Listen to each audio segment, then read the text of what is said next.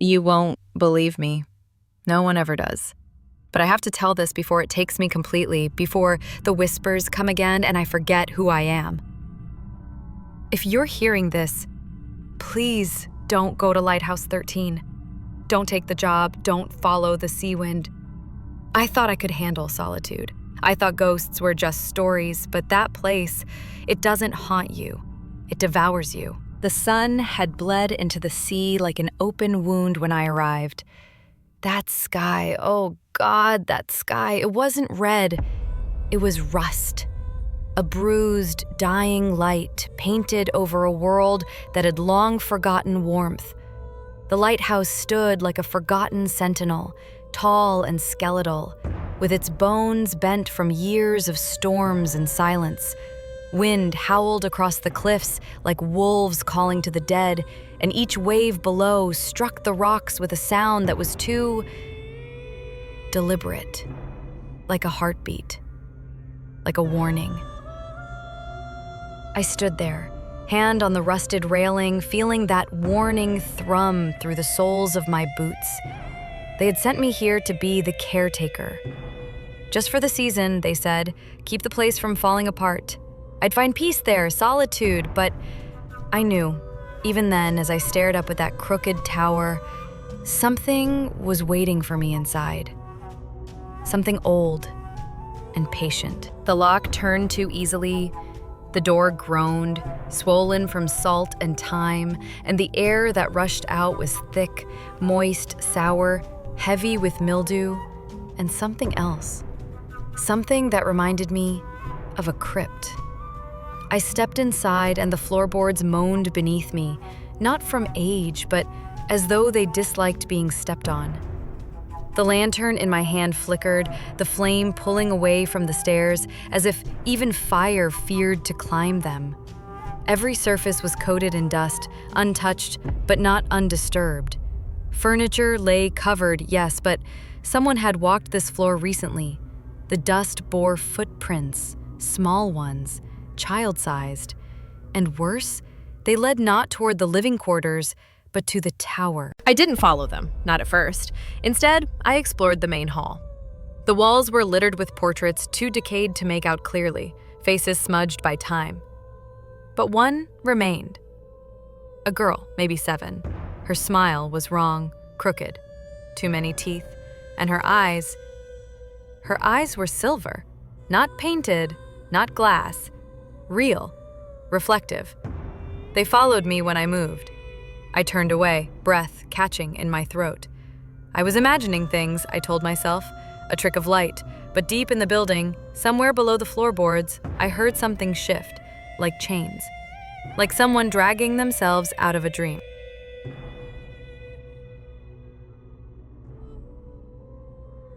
I should have left.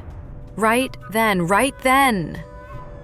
But the wind slammed the front door shut behind me and the lock refused to turn.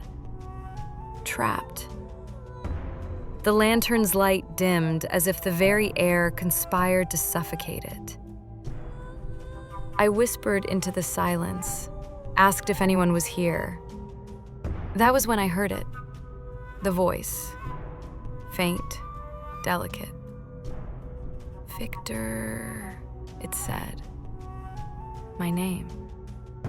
It knew my name. A child's voice, soft and wet, like it was speaking through water. I spun around, raising the light. No one. Nothing but the mirror. It hung over the fireplace, a giant of black glass, its surface veined with cracks that looked like spider webs. But it was reflecting the room wrong. There were people in it, standing, watching, pale figures behind me that weren't there when I turned.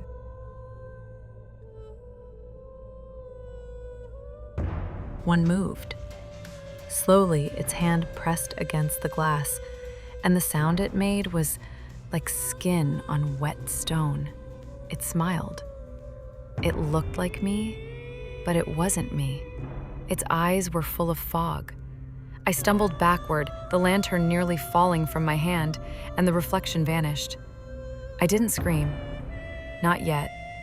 The fear was too deep. It rooted itself in silence, coiled around my lungs and whispered, "Don't let them hear you breathe." I spent the night in the kitchen, lantern burning low. The wind outside never stopped. Sometimes it screamed, sometimes it moaned.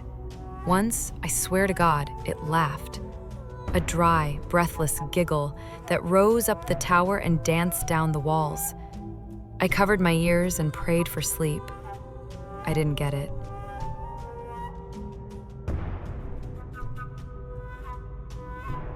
In the morning, the light didn't come.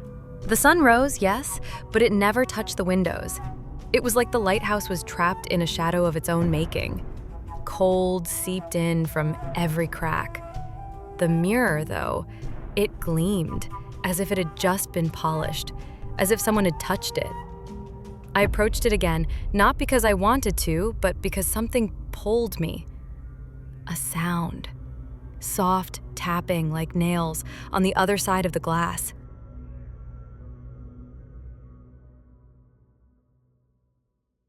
I reached out.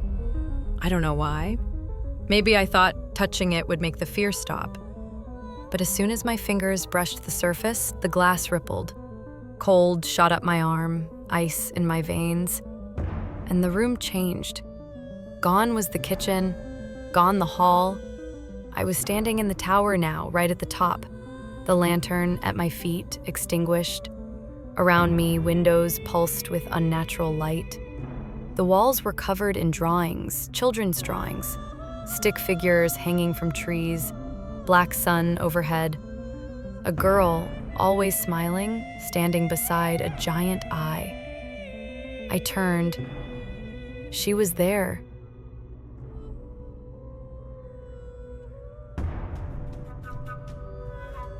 The girl from the portrait. Flesh, now, real, but wrong. Her dress soaked as though she'd drowned, hair clinging to her neck, eyes silver, glinting. She opened her mouth and the whisper came again. Not from her lips, but from the air around me, inside me. He sees you now.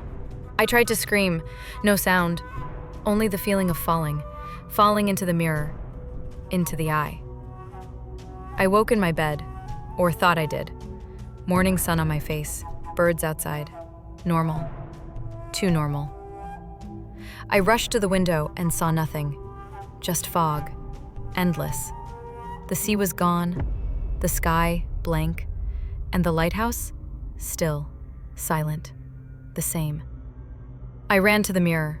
Gone. Only a wall remained, as though it had never been there. But then the whisper came again, soft as ever, closer than before. He sees you still.